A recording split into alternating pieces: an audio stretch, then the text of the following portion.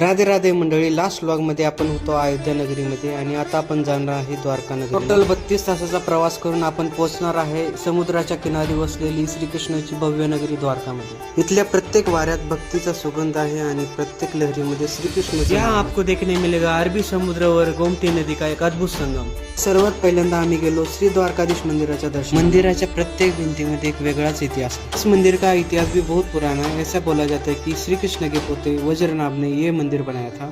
श्री द्वारकाधीश मंदिराचे दर्शन करून आम्ही पोहोचलो आहे गोमती नदीच्या भव्य घाटावर. नंतर गोमती घाटावरून आम्ही गेलो श्री रुक्मिणी मंदिरामध्ये.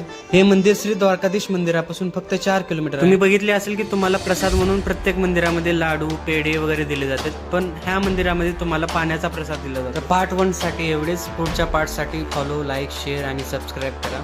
आणि लास्टला हे केशव हे माधव हे गोविंदा, रक्ष रक्ष पाहि पाहि परमानंदा.